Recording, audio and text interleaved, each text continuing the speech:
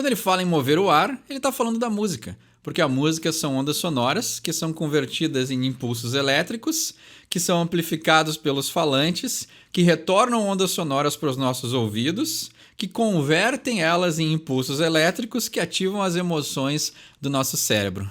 Música é fascinante. Você pede uma música nos comentários e eu não só traduzo as letras e gírias, como interpreto a intenção subjetiva do artista. Sejam todos bem-vindos a mais um vídeo e nessa semana o randomizador escolheu Tear, que não é Tear. Então a gente já tem uma tradução interessante para o dia de hoje, porque talvez não seja um sentido tão óbvio quanto a gente imagina que seja. Então Anthony, como sempre, poético, né? O By The Way já é aí avançado na carreira da banda, então a gente já tem aí o meu disco favorito dos Chili Peppers, com o segundo lugar ficando Stadium Arcadium, mas o By The Way pra mim, até essa música que é lenta, que pode surpreender quem tá me escutando, até essa música lenta me agrada. Eu acho Tear muito boa, eu acho que ela tem um embalo excelente, apesar de ser lenta, então pra mim a música tem que ter movimento, não interessa se ela é lenta ou rápida, ela precisa de movimento, ela precisa nos levar a algum lugar. E Tear consegue fazer isso. Ela tem o que eu sempre digo que é aquela clássica ascensão. A gente tem um verso que vem vindo tranquilo, com uma melodia interessante, mas aí ela acende para nos entregar um refrão que é bom, apesar da música ser lenta. Então ela consegue ser uma música lenta, né? E por que geralmente eu critico músicas lentas? Porque é muito mais difícil tu fazer uma música lenta que te chame a atenção do que uma música rápida.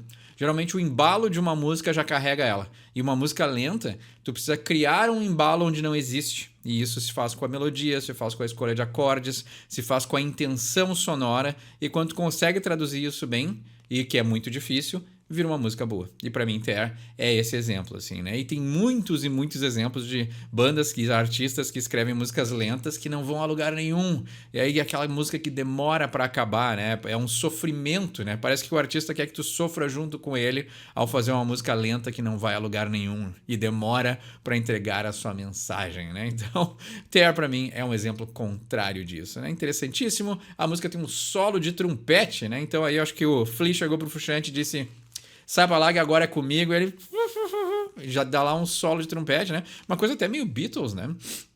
Tem essa coisa inusitada, assim, de ao invés de entrar uma guitarra, entra um trompete, assim, né? Que remete também a uma época mais passada, né? E talvez isso também possa ser usado como uma metáfora para o simbolismo da música. Vamos ver se esse meu chute tá certo e se a letra condiz com isso. Então vamos para a música de hoje, que é Tear. Como sempre, a gente começa pelo nome da música, e Tear, ao contrário de Tear, que é lágrima, Tear é o corte ou o rasgo.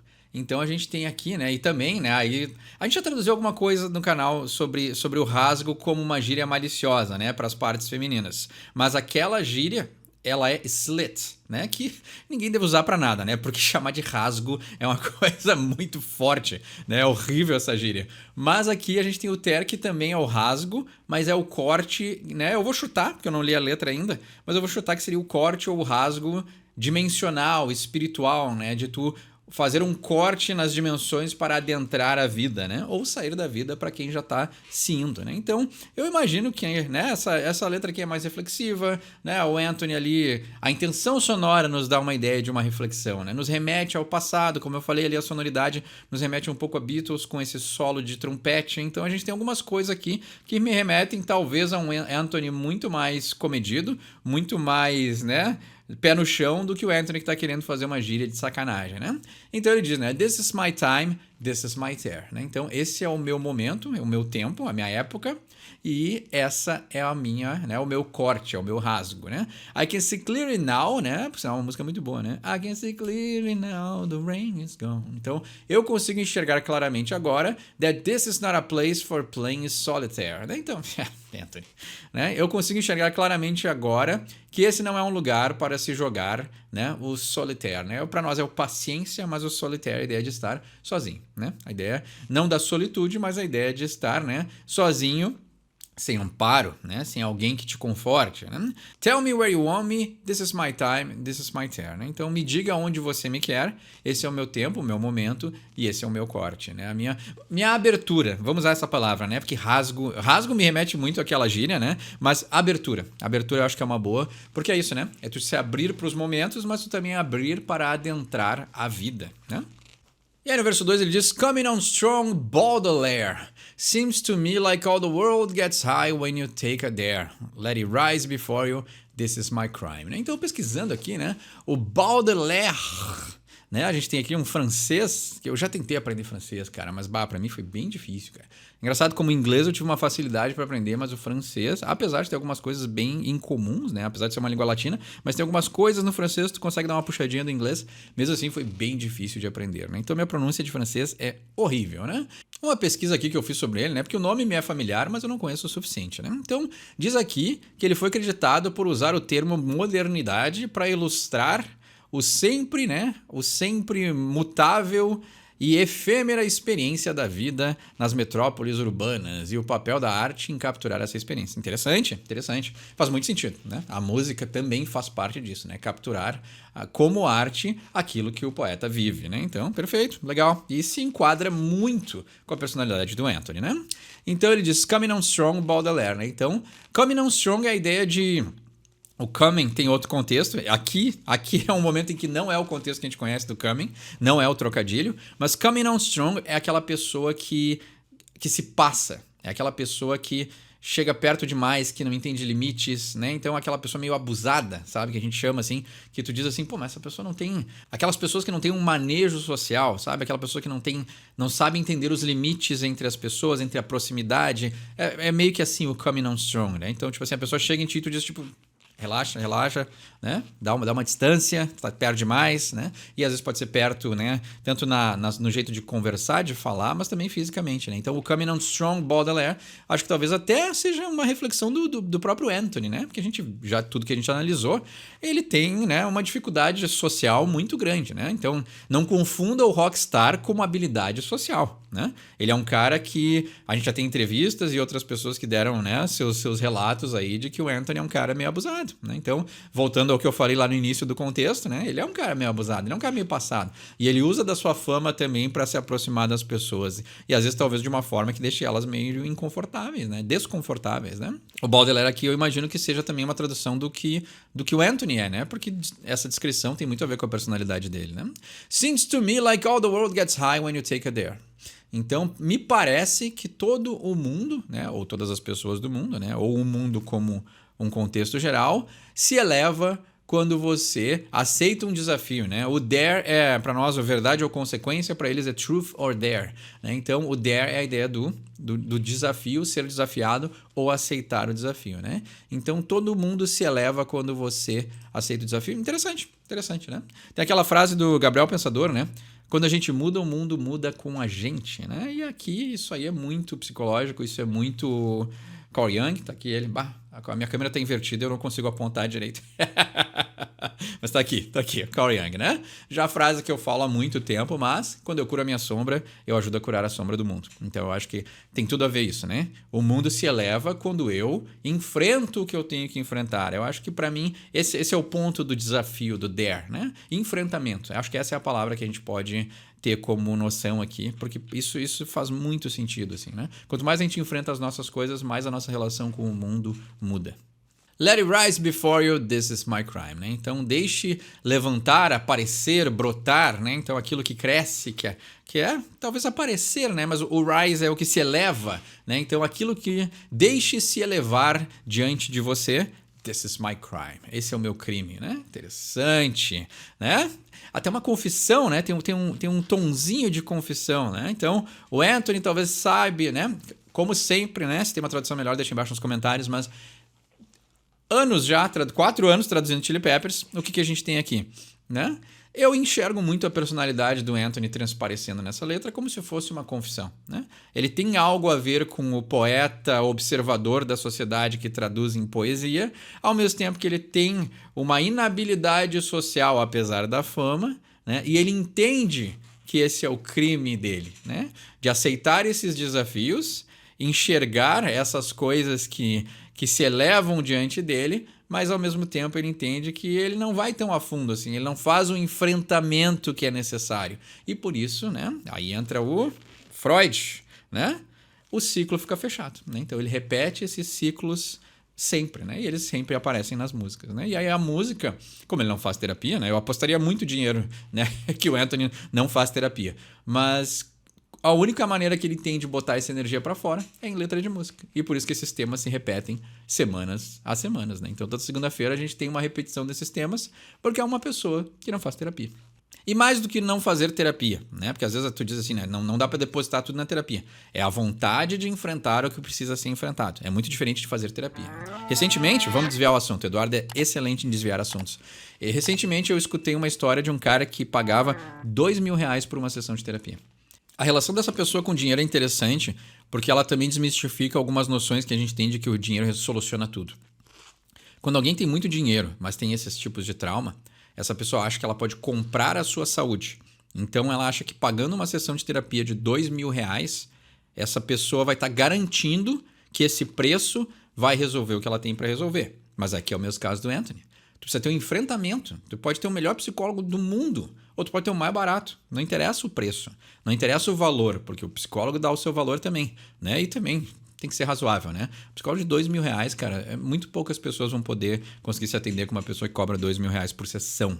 Mas o que acontece é, essa relação não saudável com o dinheiro faz com que tu ache que só porque tu tá pagando, os teus problemas vão ser resolvidos. Mas se tu não tiver uma contrapartida de investir e enfrentar o que tu precisa enfrentar, tu pode contratar o Freud em pessoa. Tu pode tirar o Freud da cova, botar ele na tua frente, ele não vai resolver, porque depende de ti.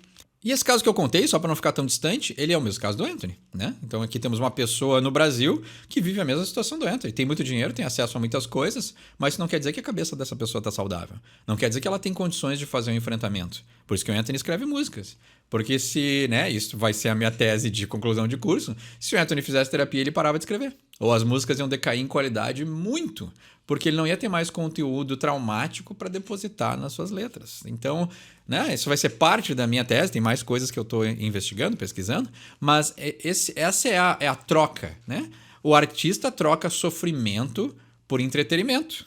E é um sacrifício, né? Bukowski, descubra o que você ama e deixe te matar, né? Então a gente tem aqui, claro, Bukowski era um cara super depressivo, mas a gente tem esse investimento de que para tu poder tirar esse conteúdo, né, que nos faz tão bem, ao mesmo tempo ele está conectando com um trauma muito forte e com algo que faz muito mal pro Anthony. O Anthony não é uma pessoa saudável, né? Ele pode nos dar essa ilusão de que ele está se divertindo no palco e que ele tem milhões e que, né, não é uma ilusão que ele tem milhões, o cara realmente é rico, mas não necessariamente ele tem paz. Não necessariamente é fácil viver um Anthony, né? Com um cara de 60 anos, quando ele foi lá no podcast, né? Um cara de 60 anos que pinta o bigode num preto, né? Que era um preto de tinta de sapato, assim, era um preto graxa, né? Cara, isso aí mostra já uma falta de saúde. Por que tu precisa achar que tu é novo? Por que tu não pode aceitar a tua idade? Então a gente tem coisas aqui muito mais profundas que transparecem nessa dinâmica que o Anthony nos mostra. E aí, às vezes, como a gente vive numa realidade completamente diferente, a gente transpõe, né? A grama é mais verde do outro lado. A gente transpõe as coisas para o outro, mas na verdade aquele outro não está tão bem assim, né? Eu imagino, e para quem está assistindo o vídeo até agora não foi embora com o meu desvio gigante do assunto, né? Mas não deve ser legal ser o Anthony, né? Eu não trocaria minha vida pela vida do Anthony. Eu acho que deve ser muito perturbador e até desconfortável viver a vida do Anthony, porque ele não resolve o que ele tem para resolver. E eu imagino que ele é uma pessoa que não tem paz. Ele pode ter todas as distrações do mundo, mas paz interna, né? Uma coisa mental que traga para ele uma satisfação, eu imagino que ele não tem. Porque ele está sempre escrevendo sobre o mesmo tema. Então a gente consegue pegar, né? E isso que é o legal do lado investigativo da psicologia. A gente pode pegar esses temas e essas confissões que ele faz na letra, porque toda letra é uma confissão. Ele está mostrando para nós, né? Claro que todo esse desvio foi a partir do This Is My Crime, mas aí ele está nos mostrando nessa letra que ele é uma pessoa que tem culpa, ele é uma pessoa que não está satisfeito, né? Ele aceita o desafio, mas ao mesmo tempo, né, ele não quer ficar sozinho, né? Então a gente veio para essa existência, né? Eu consigo enxergar claramente que esse não é um lugar para se jogar sozinho, né? Mas ao mesmo tempo o sozinho dele é com, né? Ele é sozinho de relacionamento, né? Os relacionamentos dele não duram. Então ele tem a banda como apoio, né? E aí a gente teve, né, aquela tradução que foi muito legal, que deixaram nos comentários que talvez não, o que eu traduzi não era o que a música queria dizer, e eu acho muito bom isso. Essa troca sempre é boa. Agora sim, para encerrar, eu prometo que a gente vai voltar para a letra. Mas um exemplo que é bom não é só porque a gente está traduzindo uma música, e é o caso do Anthony, que para aqui. A gente tem que poder transpor esses exemplos para outros momentos da nossa vida. E esse é o grande ensinamento que a música pode nos dar. Esse é o grande ensinamento que aprender inglês pode nos dar.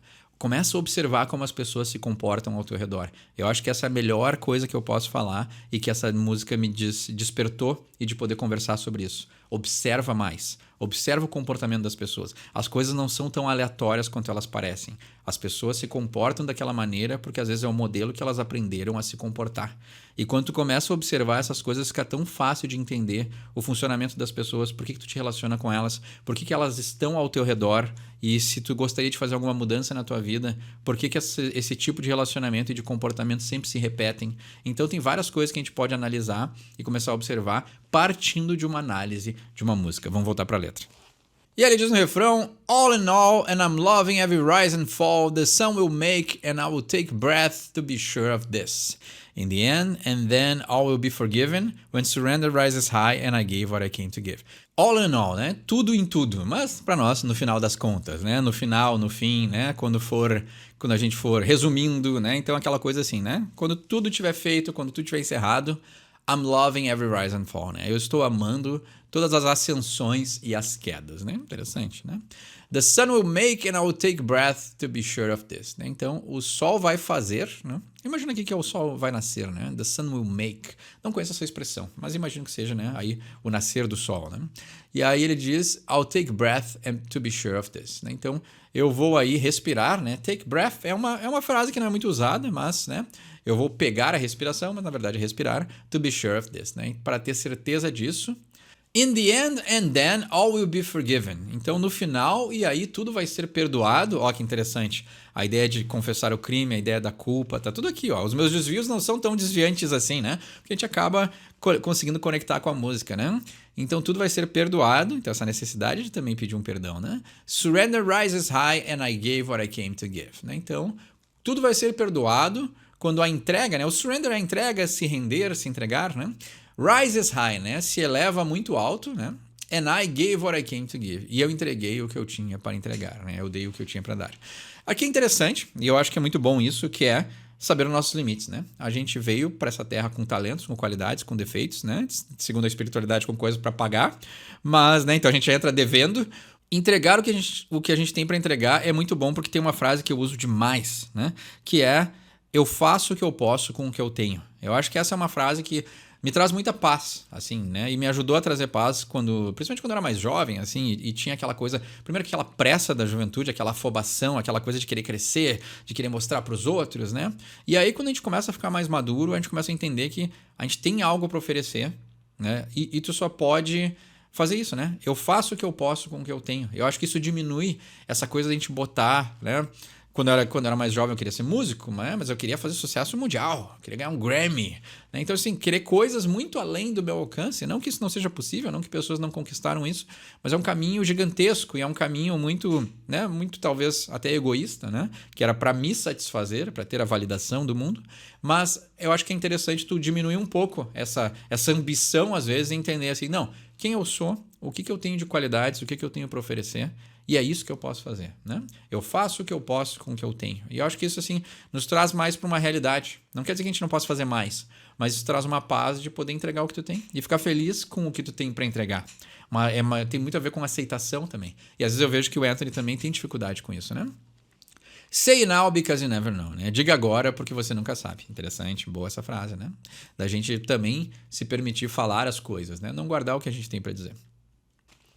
E aí no verso 13 ele diz, Devil May Cry, Devil May Care. É uma série que eu gostava bastante quando eu era mais novo, né? Devil May Cry, muito bom esses jogos. Mas ele dizia, Devil May Cry, Devil May Care, que é a ideia de, né?